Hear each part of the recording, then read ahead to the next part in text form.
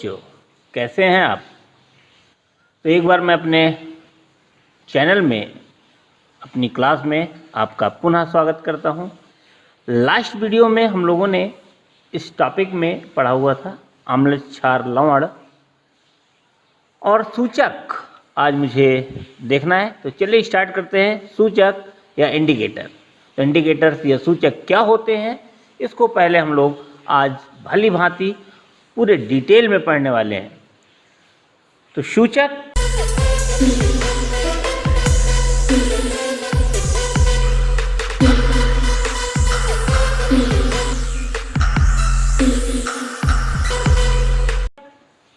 ऐसे रंजक, सूचक ऐसे रंजक या डाई होते हैं जिनका रंग अम्लीय या क्षारीय माध्यम में भिन्न भिन्न होता है, सूचक कहलाते हैं। तो बेटा ध्यान रखो, ये अम्लीय प्रवेश में और क्षारीय प्रवेश में ये भिन्न भिन्न रंगों के द्वारा प्रदर्शित करते हैं या पहचान कराते हैं कि कौन सा विलयन अम्लीय है और कौन सा क्षारीय है। तो इसी बात को जानने के लिए हम सूचक का प्रयोग करते हैं। तो सूचक किसी दिए गए विलयन में अम्ल या क्षारक की उपस्थिति दर्शाते हैं।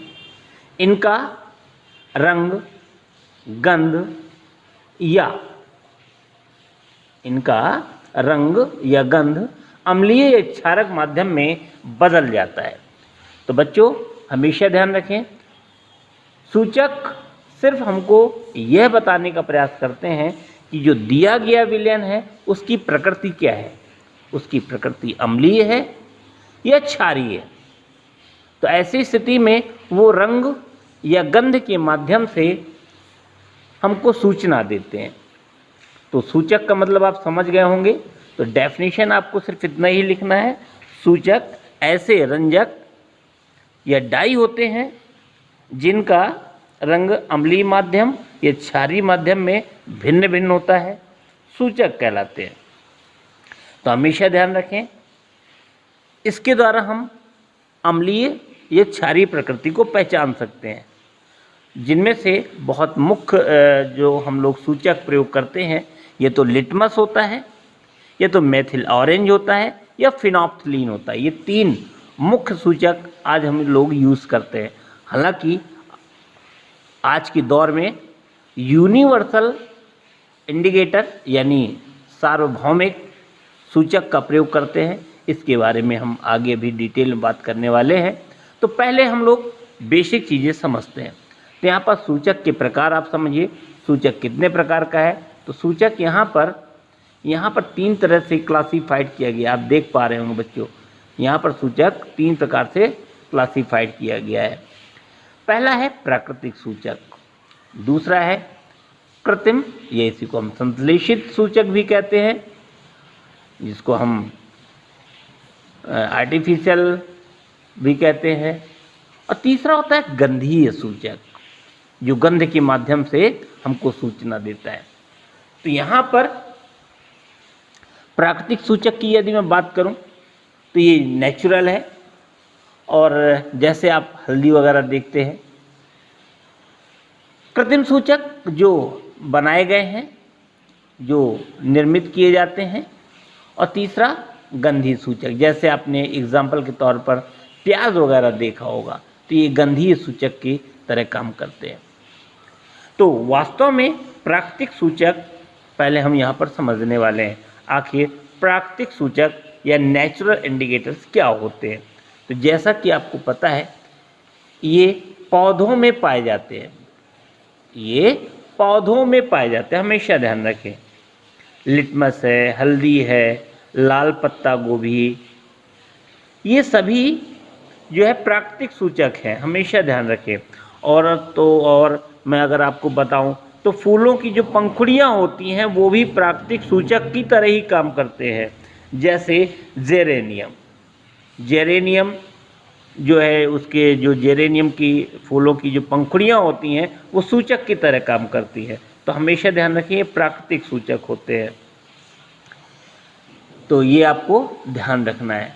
इसके अलावा कृत्रिम सूचक की अगर यदि मैं बात करूं तो कृत्रिम सूचक में ये रासायनिक पदार्थ है, हमेशा ध्यान रखें ये क्या होते हैं, ये रासायनिक पदार्थ होते हैं। जैसे मेथिल ऑरेंज हो गया, फिनोप्थिलीन हो गया, थाइमोल ब्लू हो गया, तो ये सभी आपके कृत्रिम सूचक है। गंधीय सूचक की यदि मैं बात करूं तो गंधीय सूचक हमेशा ध्यान रखें, इन पदार्थों की गंध अम्लीय, इन पदार्थों की गंध अम्लीय या क्षारक माध्यम में बदल जाती है, इनकी गंध बदल जाती है, हमेशा ध्यान रखो। तो जो गंधीय सूचक होते हैं, जो गंधीय सूचक होते हैं, इनकी गंध अम्लीय माध्यम में एक होगी और क्षारीय माध्यम में दूसरी होती है, यानी ये गंध इनकी बदलती है। तो बच्चों ध्यान रखें गंधीय सूचक को। फॉर एग्जाम्पल के तौर पर आप जैसे प्याज देख सकते हो और लौंग का तेल देख सकते हो, ये गंधीय सूचक की तरह हम इनका यूज़ करते हैं। तो हमेशा ध्यान रखें आप, ये आपके गंधीय सूचक। इसी प्रकार आप अगर मैं बात करूं, जो वैनिला होती है उसकी जो खुशबू होती है बड़ी सुहावनी, बहुत अच्छी होती है, तो हमेशा ध्यान रखें। तो वैनिला का अगर आप प्रयोग जब अम्ल या अम्लीय विलयन में जैसे HCl के विलयन में करते हैं, तो इसमें एक विशेष, इसकी जो विशेष गंध होती है, जो सुहावनी गंध होती है, वो बेटा समाप्त हो जाती है। तो इस प्रकार से हम पहचान सकते हैं। तो ये सूचक के लक्षण होते हैं। तो ये अपने रंग या गंध के द्वारा हमको पहचान कराते हैं कि कौन सा विलयन अम्लीय है और कौन सा विलयन क्षारीय है। तो आगे देखते हैं। तो आपने यहाँ पर सूचक और सूचक के प्रकार समझ लिए। अब इसको थोड़ा सा डिटेल में पढ़ लेते हैं। अब यहाँ पर अगर आप सूचक यहाँ पर देखें, यहाँ पर मैंने कॉलम एक टेबल बनाई है, इसमें 3 कॉलम है, आप देख पा रहे हो। पहला कॉलम सूचक का है, आपको भी बना के रखना है। फेयर बेटा मेंटेन करते चलें, क्योंकि लॉकडाउन चल रहा है और अभी शैक्षणिक संस्थान नहीं चल रहे हैं। ये लॉकडाउन 5 कहें या इसको अनलॉक 1 कहें, एक ही बात है, लेकिन शिक्षण संस्थानों के लिए ये लॉकडाउन ही है। तो बेटा यहाँ पर ये टेबल बना के रखना है आपको। एक टेबल है, 3 कॉलम की है। तो पहला है सूचक, दूसरा है रंग गंध में परिवर्तन अम्ल के साथ, और रंग गंध में परिवर्तन क्षार के साथ। तो नंबर 1 मैं लिटमस का प्रयोग करता हूँ। देखो लिटमस आपका प्राकृतिक सूचक है, मैंने पीछे बताया हुआ है। तो ये आपके प्राकृतिक सूचक हो गए। यहाँ पर 1 2 ये 4 मैंने यहाँ पर प्राकृतिक सूचक लिए हैं, 2 यहाँ पर मैंने आप कृत्रिम सूचक लेके रखे, और 3 यहाँ पर मैंने गंधीय सूचक लेके रखे हुए। आप देख पा रहे हो बिल्कुल क्लासिफाइड है। तो लिटमस को अगर देखें तो ये लाल रंग, अम्ल के साथ ये लाल रंग का होता है, ये लाल रंग देता है, और क्षार के साथ ये नीला हो जाता है। अब आप देख पा रहे हो। इसी प्रकार देखें लाल पत्ता गोभी का रस, लाल पत्ता गोभी का रस अगर देखें तो अम्लीय माध्यम में, यानी कि अम्लीय विलयन में ये लाल रंग का होगा, और क्षारीय माध्यम में ये हरे रंग का हो जाता है। इसी प्रकार आप हल्दी को यदि देखेंगे तो अम्ल में कोई परिवर्तन नहीं करता है बेटा, ये अम्ल में कोई परिवर्तन नहीं करता है। लेकिन अगर आप क्षारीय माध्यम में, ये क्षारीय विलयन में देखेंगे तो क्या होगा, क्षारीय में ये लाल हो जाता है। तो अब आप समझ पा रहे होंगे।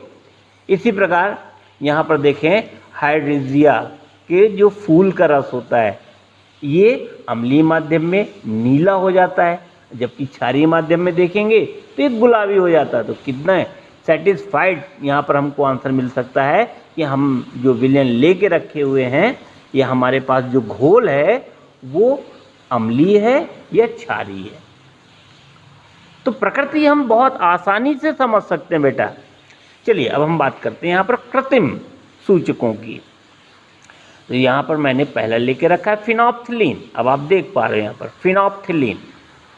तो अम्ल में क्या होता है, अम्लीय विलयन में क्या होता है, ये रंगहीन होता है, इसमें कोई रंग नहीं आता है। लेकिन क्षारीय विलयन में अगर देखेंगे तो ये गुलाबी हो जाता है। अगर मैं बात करूँ मेथिल ऑरेंज की, तो मेथिल ऑरेंज को भी आप समझें। मेथिल ऑरेंज आपका अम्लीय माध्यम में या अम्लीय विलयन में लाल रंग देता है, जबकि अगर क्षारीय माध्यम की मैं बात करूं तो ये पीला रंग देता है आपको। तो इस प्रकार से आप बहुत आसानी से पहचान सकते हो, और ये मिलना भी सरल होता है क्योंकि ये मार्केट में आसानी से मिलते हैं। चलिए, प्याज की रस की बात करूं मैं, ये आपके जो है गंधी हैं। प्याज की रस की बात करूं तो आप देखोगे अम्ल में तीक्ष्ण गंध देता है, जबकि क्षारीय विलयन में कोई गंध नहीं देता है। वैनिला की बात करूं मैं, वैनिला की बात करूं तो यहाँ पर समान गंध रहती है जो उसकी गंध होती है, लेकिन क्षारीय माध्यम में उसका गंध बिल्कुल ख़त्म हो जाता है।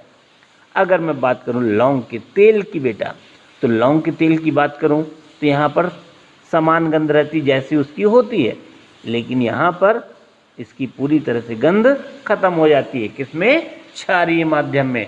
तो इस प्रकार आप समझ पा रहे होंगे कि क्षारीय माध्यम में इसके गंध बदल जाती है। तो इस प्रकार से आप गंधीय सूचक का भी प्रयोग करते हो। चलिए आगे बात करते हैं। तो यहाँ पर हमने देखा कि आपका जो प्राकृतिक सूचक है, आपका जो कृत्रिम सूचक है, आपका जो गंधीय सूचक है, वो अम्लीय माध्यम में और क्षारीय माध्यम में किस प्रकार से कार्य करता है। तो इस बात को आपने समझा। आगे मैं बात करना चाहूँगा यहाँ पर अम्लों व क्षारों की रासायनिक गुणों की। आपने इसके रासायनिक गुणों को समझना है पहले, फिर मैं बात करता हूँ सार्वभौमिक सूचक की। हालांकि सार्वभौमिक सूचक मुझे पहले बताना चाहिए, लेकिन मैं इसको बाद में बताना चाहूँगा ताकि उससे संबंधित जितने भी प्रश्न हो मैं समझा सकूँ। हालांकि कुछ चीज़ें मैंने पीछे बताई हैं आपको। तो चलिए अम्ल और क्षार के रासायनिक गुणों को पहले समझ लेते हैं हम लोग। तो यहाँ पर जो धातुओं के साथ क्रिया होती है बेटा, किसके साथ? जो धातुओं, ये गुणधर्म है, properties of acid and the base. तो क्या होते हैं इनकी यहाँ पर हम लोग समझने वाले हैं। तो धातुएं अगर क्रिया करती हैं तो बेटा ये नंबर 1 पर आप समझो, जरा इसको आप नंबर 1 पर समझो। धातुओं की जो क्रिया है अम्ल के साथ कैसे होने वाली है और क्षारक के साथ कैसे होने वाली है। तो धातुओं की अभिक्रिया अम्ल के साथ और क्षारक के साथ, ये बहुत इजी तरह से मैं आपको तैयार कर दूंगा अगर आपने बहुत अच्छी तरह से इसको नोट्स बना लिए। अब आप देखोगे तो अगर आप धातुओं की क्रिया अम्ल से करते हो, यदि आप धातुओं की क्रिया अम्ल के साथ करते हो तो क्या होता है? देखो बेटा, अम्ल और प्लस धातु, अम्ल प्लस धातु, अगर अम्ल की क्रिया धातुओं के साथ हो तो क्या हो? तो बेटा लवण बनता है, साल्ट बनता है। यहाँ पर क्या बनता है? साल्ट बनता है, ध्यान रखें। और हाइड्रोजन गैस मुक्त होती है, और हाइड्रोजन गैस मुक्त होती है बेटा। तो हमेशा ध्यान रखें, साल्ट बनेगा और हाइड्रोजन गैस मुक्त होगी। कब होगा ऐसा? जब धातु किसी भी अम्ल से क्रिया करेगा तो क्या बनेगा? साल्ट बनेगा और हाइड्रोजन गैस मुक्त होगी। कुछ एग्जाम्पल के द्वारा इसको देखते हैं। तो यहाँ पर अम्ल के रूप में मैं लेता हूँ हाइड्रोक्लोरिक एसिड HCl, और धातु के रूप में लेता हूँ मैं जिंक। तो जब जिंक की क्रिया अम्ल से होगी, HCl से होगी, तो जिंक क्लोराइड नाम का साल्ट बनेगा ZnCl2, और हाइड्रोजन गैस मुक्त हो जाएगी। इस प्रकार आप समझ सकते हो। तो जो भी सक्रिय धातुएं होती हैं बेटा, हमेशा ध्यान रखो, जो भी सक्रिय धातुएं होती हैं, मैं यहाँ पर लिखे देता हूँ, जो भी सक्रिय धातुएं होंगी वे अम्लों के साथ क्रिया करके लवण बनाएंगी और हाइड्रोजन गैस को मुक्त करेंगी, जैसे आपने जिंक को देखा। इसी प्रकार मान लीजिए मेरे पास सोडियम है, मान लीजिए सोडियम है, और मैं इसकी क्रिया करा रहा हूँ सल्फ्यूरिक एसिड से, H2SO4 से। तो क्या होगा क्या? चलिए देखते हैं। होगा ये एक साल्ट बनेगा। कौन सा साल्ट बनेगा? सोडियम सल्फेट बनेगा। यहाँ पर सोडियम सल्फेट बनेगा और हाइड्रोजन गैस रिलीज हो जाएगी। अब आप यहाँ पर समझ सकते हो, यहाँ पर इसके 2 मॉलिक्यूल चाहिए मुझे। इसी प्रकार मान लीजिए आपने सल्फ्यूरिक एसिड की क्रिया मैग्नीशियम से करानी चाहिए, क्योंकि मैग्नीशियम भी सक्रिय धातु है। तो क्या बनेगा बेटा? साल्ट बनेगा। कौन सा साल्ट बनेगा? मैग्नीशियम सल्फेट बनेगा। और क्या होगा? हाइड्रोजन लिबरेट हो जाएगी। तो इस प्रकार से कोई भी सक्रिय धातु जब अम्ल से क्रिया करता है तो एक साल्ट बनता है और हाइड्रोजन गैस मुक्त हो जाती है। वहीं अगर मैं बात करूं क्षारक की यानी बेस की, तो क्या होता है? मैं अगर बात करता हूं बेस की, तो क्या होता है? यदि कोई भी सक्रिय धातु बेस के साथ क्रिया करता है यानी क्षार प्लस मेटल यानी धातु, तो क्या होगा? ये एक साल्ट बनेगा यानी लवण बनता है और हाइड्रोजन गैस मुक्त होती है। यानी सेम प्रोसेस, लवण बनता है और हाइड्रोजन गैस मुक्त होती है। आपने यहाँ पर देखा था HCl के साथ जब क्रिया हुई थी, यहाँ पर जिंक क्लोराइड बना, और यहाँ पर क्या हो रहा है? सोडियम हाइड्रोक्साइड, मैंने क्षार लेके रखा है, तो अगर मैं जिंक की क्रिया कराऊँ तो क्या होगा? सोडियम जिंकेट नाम का साल्ट बनता है। क्या नाम का? Sodium zincate. सोडियम जिंकेट नाम का साल्ट बनेगा और हाइड्रोजन गैस मुक्त होगी। तो आप यहाँ पर देख रहे हो कि अगर मैं अम्ल की क्रिया सक्रिय धातु से कराता हूँ तो क्या बन रहा है? तो यहाँ पर बन रहा है साल्ट और हाइड्रोजन गैस। और यहाँ पर मैं किसी भी सक्रिय धातु की क्रिया किसी बेस यानी क्षारक से कराता हूँ तो भी क्या बन रहा है? साल्ट बन रहा है और हाइड्रोजन गैस लिबरेट हो रही है। तो हाइड्रोजन गैस मुक्त होती है। लेकिन बेटा एक बात ध्यान रखना, यहाँ पर नोट लगा लेना, यहाँ पर एक नोट लगा के रख लेना। क्या नोट लगाओगे आप? यहाँ पर नोट लिख लेना अपनी कॉपी में, ध्यान रख कर, बहुत जरूरी नोट है, ध्यान रखो बेटा। सभी धातुएं, ध्यान रखना इस बात को, सभी धातुएं अम्ल या क्षार से अभिक्रिया करके H2 गैस उत्पन्न नहीं करती। H2 गैस उत्पन्न नहीं करती। ये भी ध्यान रखने की बात है कि सभी धातुएं अम्ल या क्षार से अभिक्रिया करके H2 गैस उत्पन्न नहीं करती। कहिए तो मैं एक आपको एग्जाम्पल बता दूं। मान लीजिए, सपोज करें मेरे पास एक आयरन है, सपोज कर लीजिए मेरे पास आयरन है, Fe है, मान लीजिए मेरे पास आयरन है। मैं आपको बता रहा हूँ इसको फॉर एग्जाम्पल, आप इसको देख सकते हैं एग्जाम्पल के तहत। मेरे पास आयरन है, Fe है, और इसकी क्रिया मैं करा रहा हूँ नाइट्रिक एसिड के साथ, HNO3 के साथ, नाइट्रिक एसिड के साथ। तो नाइट्रिक एसिड के साथ जैसे इसकी क्रिया होगी तो क्या होता है? यहाँ पर एक साल्ट बनता है, फेरस नाइट्रेट। क्या बनता है? Ferrous nitrate, FeNO3 whole of twice, ferrous nitrate salt बना। और साथ में N2O गैस, N2O, और साथ में H2O बनता है। इसको आप बैलेंस कर सकते हैं, पहले इसको बैलेंस करने की ज़रूरत होगी। तो 4, यहाँ पर मैं वैल्यू 10, और यहाँ पर बनेगा 4 N2O और 5H2O। तो ये देखिए यहाँ पर हाइड्रोजन गैस मुक्त नहीं हो रही है। तो ये आपको नोट लगा के रखना है कि ये जरूरी नहीं है कि सभी धातुएं, यहाँ पर जो बात हो रही है बेटा सक्रिय धातु की हो रही है, यहाँ पर मैंने ये क्लियर लेके रखा हुआ है, देख पा रहे हो। और यहाँ पर अम्ल की प्रकृति भी बदल जाती है ना बेटा। तो आपको जो एग्जाम्पल बताए जा रहे हैं वही परीक्षाओं में करना है, आपको ध्यान रखिए।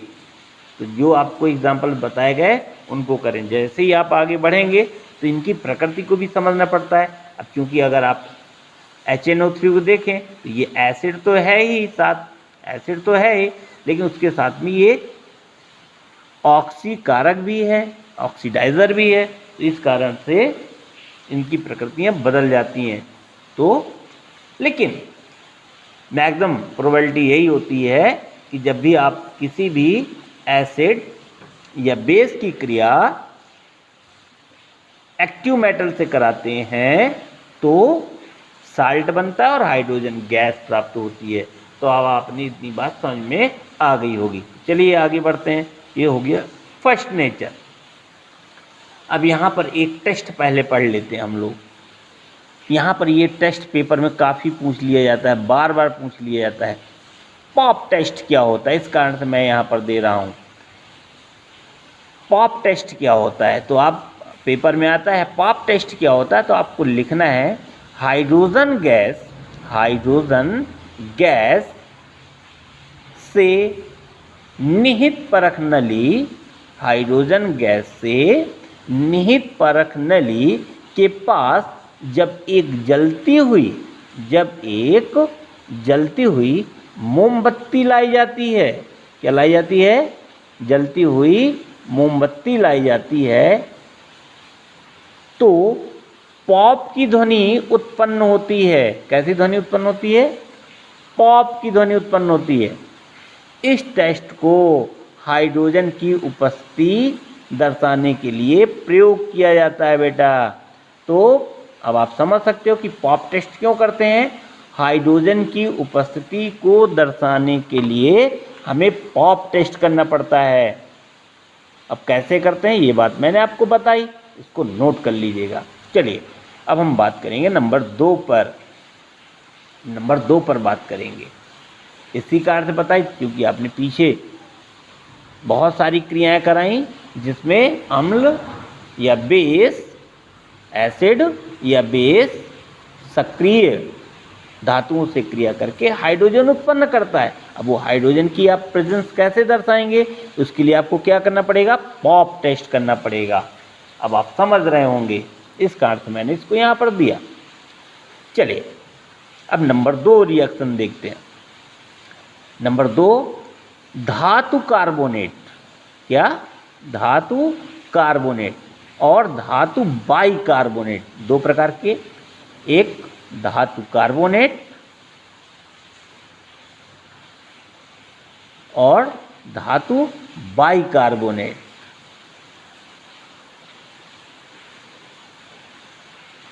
की अभिक्रियाएं जब अम्ल और क्षार के साथ होती हैं तो क्या होता है, तो बताएं जरा।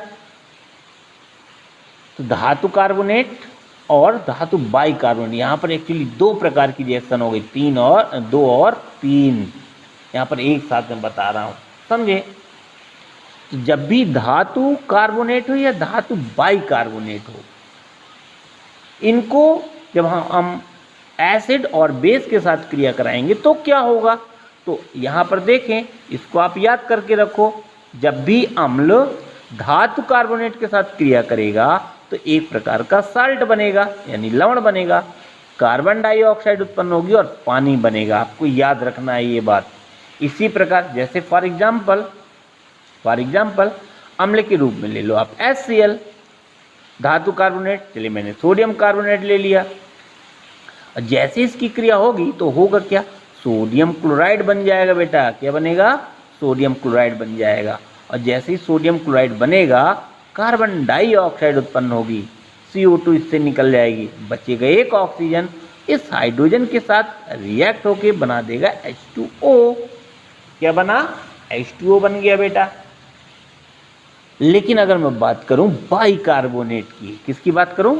बाइकार्बोनेट की। तो जब भी अम्ल बाइकार्बोनेट के साथ क्रिया करता है तो क्या बनेगा? तो एक प्रकार का साल्ट बनेगा, कार्बन डाइऑक्साइड मुक्त होगी और पानी बन जाएगा, यानी सेम थिंग, कोई भी चेंज नहीं आ रहा है बेटा। अब आप देख रहे हो, जब भी आप अम्ल की क्रिया किसी भी धातु कार्बोनेट या धातु बाइकार्बोनेट के साथ कराते हो तो हमेशा एक प्रकार का साल्ट बनता है, कार्बन डाइऑक्साइड मुक्त होती है और पानी बनता है। अब आप समझ पा रहे हो, इस बात को नोट कर लीजिए। चलिए एक उदाहरण के तौर पर देखते हैं। तो यहाँ पर मैंने अम्ल के रूप में लिया HCl और धातु बाइकार्बोनेट की जगह मैंने क्या यूज़ किया, देखो जरा, सोडियम बाइकार्बोनेट। क्या यूज़ किया है, सोडियम बाई कार्बोनेट यूज़ किया है। अब हो क्या रहा है, जैसे इसने क्रिया किया देखो NaCl बन गया, कार्बन डाइऑक्साइड निकल गई। अब एक HA है और एक HA है, 2 हाइड्रोजन हो गए। इसी का एक ऑक्सीजन मिलकर के बना देगा पानी, H2O बनेगा। तो सेम रिएक्शन हो रही है दोनों में, जो दोनों के रिजल्ट सेम मिल रहे हैं, हम यहाँ पर देख पा रहे हैं। तो इस बात को आपने समझ के रखा हुआ है।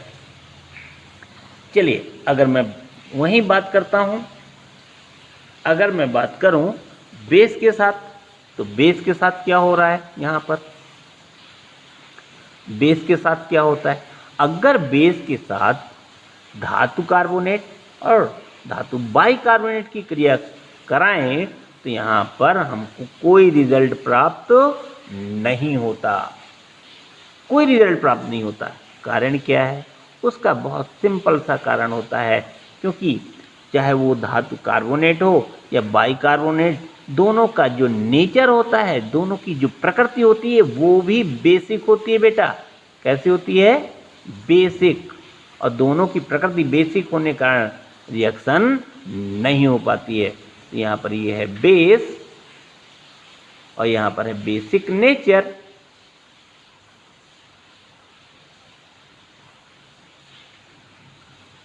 दोनों की रिएक्शन नहीं होगी।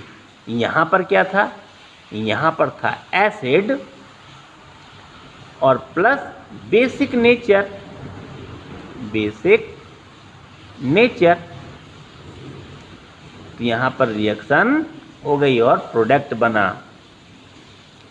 और प्रोडक्ट बना।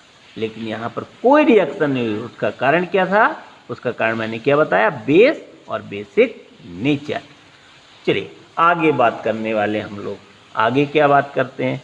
आगे मैं आपको अगला टेस्ट बताने वाला हूँ, वो है चूने के पानी का टेस्ट। किसका, चूने के पानी का टेस्ट। अब चूने, ये जो पीछे आपने देखा है, जब भी आप किसी भी धातु कार्बोनेट, धातु बाइकार्बोनेट की क्रिया अम्ल से कराते हैं तो कार्बन डाइऑक्साइड उत्पन्न होती है। अब उसी को जानने के लिए हमको टेस्ट करना पड़ेगा कार्बन डाइऑक्साइड उत्पन्न हुई या नहीं। तो उसके लिए क्या करते हैं,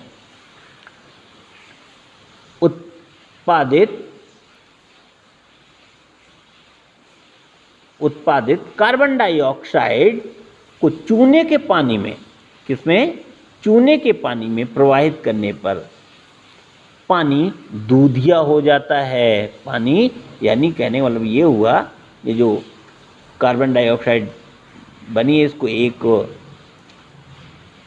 ट्यूब की सहायता से, हम नली की सहायता से ले आते हैं और एक यहाँ पर लगा लेते हैं हम लोग टेस्ट ट्यूब, इसमें भर लेते हैं चूने का पानी, लाइम वाटर इसमें रख लेते हैं। ठीक है, जैसे यहाँ पर कार्बन डाइऑक्साइड आएगी तो ये दूधिया हो जाएगा। क्या हो जाएगा, दूधिया हो जाता है। तो ये अब होता क्यों है, अब क्योंकि लाइम वाटर क्या होता है, कैल्शियम हाइड्रोक्साइड का विलयन होता है। अब कार्बन डाइऑक्साइड आएगा तो बनेगा क्या, बनता है कैल्शियम कार्बोनेट। क्या बनता है, कैल्शियम कार्बोनेट, जिसके कारण ये दूधिया हो जाता है। अब अधिक मात्रा में यदि कार्बन डाइऑक्साइड इसमें प्रवाहित कर दें तो क्या होगा, अधिक मात्रा में यदि हम कार्बन डाइऑक्साइड प्रवाहित कर दें तो होगा क्या, होगा ये जो दूधियापन था वो समाप्त हो जाता है। क्या हो जाता है बेटा, अधिक मात्रा में कार्बन डाइऑक्साइड प्रवाहित करने पर ये जो दूधिया कलर था ये खत्म हो जाता है। अब ये खत्म क्यों हुआ, उसका कारण क्या था, उसका कारण बेटा ये था, ये जो कैल्शियम कार्बोनेट का जलीय विलयन था, ये जो अवक्षेप प्राप्त हुआ, इसमें यदि आपने कार्बन डाइऑक्साइड और प्रवाहित कर दिया तो ये बदल जाता है कैल्शियम बाइकार्बोनेट में। किसमें बदल गया, कैल्शियम बाइकार्बोनेट में। और जैसे ही कैल्शियम बाइकार्बोनेट में बदला तो वो कलर जो था वो समाप्त हो जाता है। तो आपने यहाँ पर ये टेस्ट भी देख लिया। चलिए अब हम बात करने वाले हैं आगे चौथी रिएक्शन पर। चौथी रिएक्शन हमारी क्या है, अम्ल एवं क्षारक की परस्पर अभिक्रिया, आपस के में ये क्रिया करके क्या करते हैं बेटा, तो हमेशा ध्यान रखो जब अम्ल और क्षार परस्पर क्रिया करते हैं तो लवण बनता है और पानी बनता है। क्या बनता है बेटा, लवण बनता है और पानी बनता है, और इसी क्रिया को बोलते हैं द रिएक्शन ऑफ न्यूट्रलाइजेशन, यानी उदासीनीकरण अभिक्रिया। अगर आपसे कोई पूछता है उदासीनीकरण अभिक्रिया क्या है तो आप बता सकते हैं 1 ग्राम तुल्यांक प्रबल अम्ल और 1 ग्राम तुल्यांक प्रबल क्षार, 1 ग्राम तुल्यांक प्रबल अम्ल और 1 ग्राम तुल्यांक प्रबल क्षार की परस्पर क्रिया से बना जल और लवण, इस क्रिया को हम उदासीनीकरण अभिक्रिया कहते हैं। चलिए इसको सरल भाषा में आप ऐसे पढ़ें, उदासीनीकरण अभिक्रिया क्या है, इसको सरल भाषा में ऐसे पढ़ें आप। जब अम्ल द्वारा क्षारक का प्रेक्षित प्रभाव तथा क्षारक द्वारा जल का प्रभाव अम्ल का प्रभाव समाप्त हो जाता है और परिणाम स्वरूप लवण और जल प्राप्त होते हैं तो इस क्रिया को उदासीनीकरण अभिक्रिया कहते हैं। यानी अम्ल की तीव्रता को क्षार या क्षारक और क्षारक की तीव्रता को जब अम्ल पूरी तरह से समाप्त कर देता है और इस दौरान लवण और पानी बनता है, इसी क्रिया को हम बोलते हैं द रिएक्शन ऑफ न्यूट्रलाइजेशन, यानी उदासीनीकरण अभिक्रिया। एग्जाम्पल के तौर पर देख लेते हैं, सोडियम हाइड्रोक्साइड प्रबल बेस है, फिर हम देखते हैं HCl प्रबल एसिड है, और जैसे ही आपस में ये रिएक्ट करते हैं तो एक साल्ट बनता है NaCl और साथ में बना पानी H2O। तो ये रिएक्शन ऑफ न्यूट्रलाइजेशन है। तो हमेशा ध्यान रखें, ये आपको देना पड़ सकता है, पेपर में पूछता है, बहुत इम्पॉर्टेंट है ये बेटा। आगे हम बात करते हैं यहाँ पर जो साल्ट का जो नेचर आता है वो कैसे आता है। हमेशा ध्यान रखें, जब आप प्रबल अम्ल लेते हो और दुर्बल क्षारक लेते हो, प्रबल अम्ल दुर्बल क्षारक लेते हो, तो ऐसी स्थिति में बनने वाला जो लवण होता है वो अम्लीय लवण होता है। कैसा होता है, अम्लीय लवण। अगर आपने दुर्बल अम्ल ले लिया और क्षारक को प्रबल कर दिया तो बना हुआ लवण जो होगा वो क्षारीय लवण होगा। हमेशा ध्यान रखें। आगे अगर आपने अम्ल तो प्रबल लिया और क्षारक भी प्रबल ले लिया तो बना हुआ जो लवण होगा आपका उदासीन लवण होगा। कैसा होगा, उदासीन लवण होगा। वहीं अगर दुर्बल अम्ल लें और दुर्बल क्षारक भी लें तो यहाँ पर भी जो लवण बनता है वो उदासीन लवण बनता है। तो इस प्रकार से आप देखते हैं लवण आपके किस प्रकार से बन रहे हैं, उनकी प्रकृति क्या होगी। तो प्रकृति जो होती है वो ये डिपेंड करता है कि आपने अम्ल और क्षारक कैसा लिया है। प्रबल अम्ल प्रबल क्षारक क्या होते हैं पीछे मैंने बताया हुआ है, इसको एक बार पढ़ लें।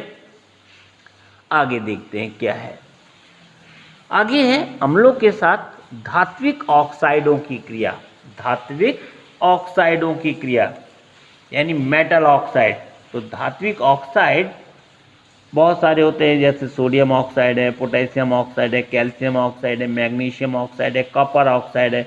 इनकी सभी की प्रकृति बेटा क्षारीय होती है। इनकी प्रकृति कैसी होती है, क्षारीय होती है। और जब इनका नेचर क्षारीय होता है, कौन कौन सा मैंने बताया आप समझ सकते हो। मैंने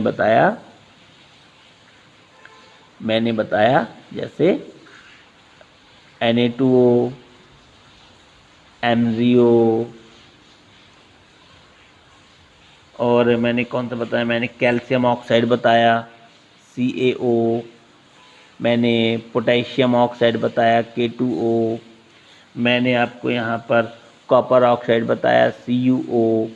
ये जितने भी ऑक्साइड हैं ये सभी इनकी प्रकृति क्षारीय होती है, या मैं कह सकता हूँ ये प्रकृति क्षारीय होती है, क्षारीय प्रकृति।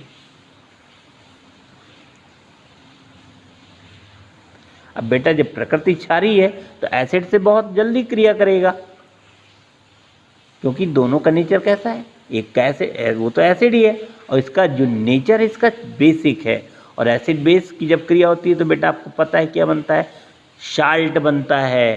तो धात्विक ऑक्साइड अम्ल के साथ जब क्रिया करते हैं तो क्या बनाते हैं, एक साल्ट बनाते हैं, और उसी के साथ में जल बनेगा। तो जैसे फॉर एग्जाम्पल CuO ले लें आप और HCl की क्रिया कराएंगे तो CuCl2 बनेगा, एक साल्ट बन गया, और साथ में H2 बन गया। तो इस बात को ध्यान रखें। ये जो कॉपर क्लोराइड जब बनता है इसका विलयन नीला होता है। क्यों होता है, जब कक्षा 11-12 में आएंगे तब आपको समझ में आएगा। क्लियर है बेटा? तो इसको आप समझें, जब भी जो क्षारीय प्रकृति की जो भी धातु ऑक्साइड हैं, जब भी किसी एसिड यानी अम्ल से क्रिया करेंगे तो साल्ट बनाएंगे और पानी बनाते हैं। तो मैंने कुछ एग्जाम्पल दिए, इनको आप तैयार रखें। चलिए अब अधात्विक ऑक्साइडों की क्रिया में बात करता हूँ। अधात्विक ऑक्साइड की क्षारों के साथ क्रिया, किसके, अधात्विक ऑक्साइड। यहाँ पर धात्विक ऑक्साइड की बात की थी, यहाँ पर अधात्विक ऑक्साइड की बात की है मैंने। अब अधात्विक ऑक्साइड की बात मैंने क्यों की है, क्योंकि इनका जो नेचर होते हैं, जैसे कुछ पहले आप एग्जाम्पल समझ लो। फॉर एग्जाम्पल कार्बन डाइऑक्साइड है, फॉर एग्जाम्पल कार्बन डाइऑक्साइड है, सल्फर डाइऑक्साइड है, और इसी प्रकार सल्फर ट्राइऑक्साइड है। इनकी जो प्रकृति होती है, जैसे नाइट्रोजन डाइऑक्साइड, इनकी सभी की प्रकृति अम्लीय होती है। कैसी होती है बेटा, अम्लीय होती है, अम्लीय प्रकृति। यहाँ पर मैं लिख देता हूँ, अम्लीय प्रकृति होती है। ये अम्लीय प्रकृति होने के कारण ये क्षार से क्रिया करते हैं, और जब क्षार से क्रिया करेंगे, अम्ल प्रकृति अम्लीय, और वो तो स्वयं क्षार है, जब क्रिया करेंगे तो क्या बनेगा, साल्ट बनेगा और जल बनता है। साल्ट बनेगा और जल बनेगा। फॉर एग्जाम्पल कार्बन डाइऑक्साइड आपने लेके रखा है, कैल्शियम हाइड्रोक्साइड, ये एक बेस है, जैसे ही क्रिया करेगा कैल्शियम कार्बोनेट बनता है और H2O और पानी बन जाता है। तो अब आप यहाँ पर समझ सकते हो बेटा, एक साल्ट बना और जल बना, पानी बना। अधात्विक ऑक्साइड प्रकृति में अम्लीय होते हैं तथा विद्युत धारा प्रवाहित करते हैं, ध्यान रखें, क्योंकि आयोनाइजेशन इनका हो जाता है। तो यहाँ पर हमने इसको समझा। चलिए आगे यदि मैं बात करता हूँ, आगे यदि मैं बात करूँ तो ये जो जलीय विलयन में अम्ल और क्षारक है, जलीय विलयन में अम्ल और क्षारक की स्थिति क्या होती है उसको समझें आप। जलीय विलयन में अम्ल और क्षारक की पोजीशन क्या होती है। तो पहला पॉइंट आपको ध्यान रखना है, जल की उपस्थिति में अम्ल H आयन उत्पन्न करते हैं, और H आयन स्वतंत्र रूप से नहीं रह सकते हैं, ये पानी के साथ क्रिया कर लेते हैं, और पानी के साथ बेटा जैसे ही क्रिया करेंगे तो ये दे देते हैं हाइड्रोनियम आयन। क्या देते हैं, हाइड्रोनियम आयन, इसको बोलते हैं हम लोग हाइड्रोनियम।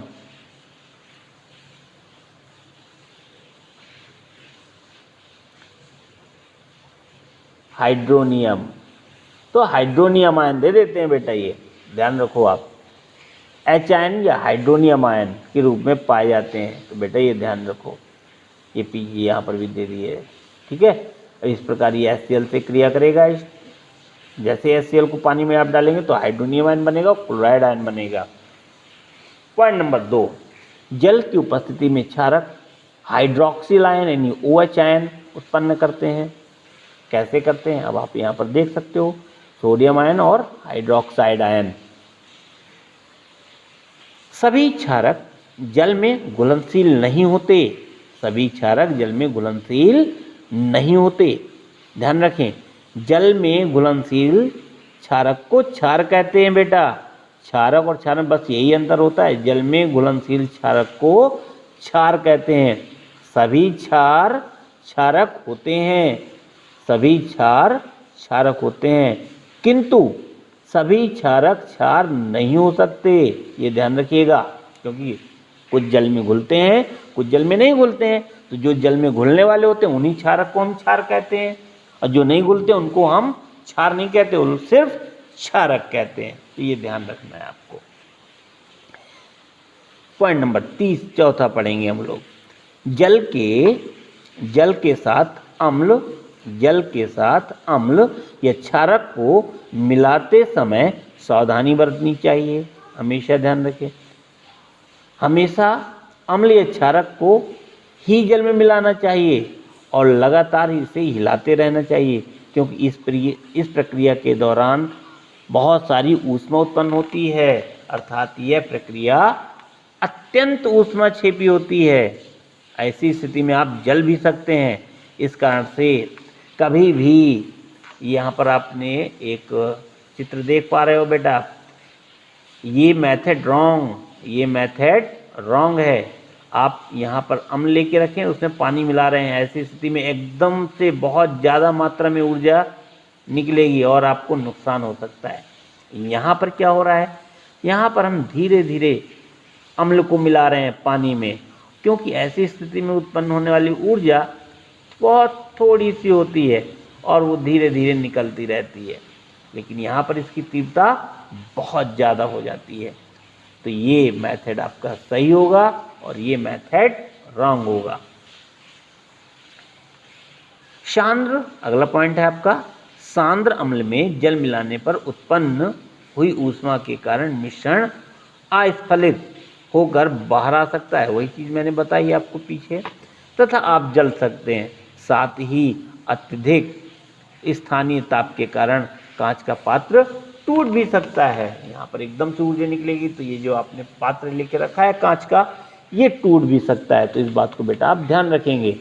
ये कंडीशन में आपको यदि डाइल्यूट करना है अम्ल को, यानी तनु करना है, तो आप ऐसा नहीं करेंगे, आप ऐसा करेंगे। तो इतनी बात समझ में आ गई होगी बेटा आपको क्या करना है। चलिए आगे देखते हैं। अब यहाँ पर मैंने एक समरी दे के रखा है संक्षेप में, जो मैंने पीछे अभी तक रिएक्शन के दौरान पढ़ाया, ये संक्षेप में आपको तैयार रखना है। इसको बिल्कुल आप तैयार कर लेंगे तो आपका पूरा काम आसान हो जाएगा। तो पहले मैं बता रहा हूँ अम्ल की अभिक्रिया। क्या बता रहा हूँ बेटा? अम्ल की अभिक्रिया। यदि अम्ल की क्रिया धातु के साथ होती है तो क्या होता है? तो आपको ध्यान रखना है, लवण और H2 बनती है। पॉइंट नंबर 1, ये पहली रिएक्शन हो गई। रिएक्शन नंबर 2, यदि अम्ल की क्रिया धात्विक ऑक्साइड से होता है तो क्या होता है? आपको ध्यान रखना है, लवण और पानी बनेगा। सिर्फ ध्यान रखना है, एग्जाम्पल 1 1 2 2 तैयार कर लें। तीसरा आपको क्या रखना है याद?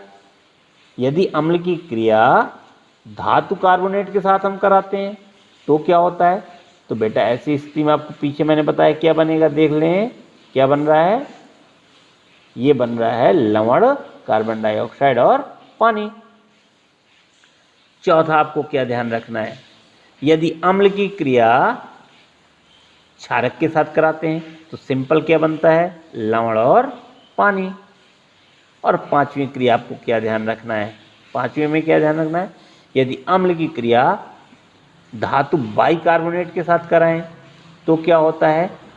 बेटा आपको पता है क्या बनता है? लवण बनता है, कार्बन डाइऑक्साइड बनता है, और बस इस प्रकार से आपको पढ़ के तैयार कर लेना है, बिल्कुल सरल।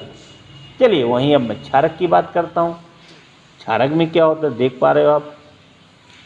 क्षारक की क्रिया में क्या हो रहा है? यहाँ पर भी समरी 1, यदि क्षारक की क्रिया आप धातुओं के साथ कराते हो तो बेटा क्या बनता है देख लो, लवण और H2। पीछे मैंने बताया। क्षारक की क्रिया यदि आप देखो बेटा धात्विक ऑक्साइड से कराते हो, नंबर 2, तो क्या होने वाला है? लवण और पानी। यदि क्षारक की नंबर 3, यदि आप क्षारक की क्रिया धातु कार्बोनेट के साथ कराते हैं तो बेटा कोई रिजल्ट नहीं मिला था। क्यों नहीं मिला था? मैंने पीछे बताया। और नंबर 4, यदि क्षारक की क्रिया आप अम्ल के साथ कराते हो तो सिंपल है, लवण और पानी। और नंबर 5, यदि क्षारक की क्रिया आप धातु बाइकार्बोनेट के साथ कराते हो तो कोई रिएक्शन नहीं होती। तो आप ये सिंपल तैयार कर सकते हो बेटा। अब आप समझ सकते हो कितनी सरल है केमिस्ट्री, कितनी सरल है फिजिक्स, कितनी सरल है पूरी साइंस।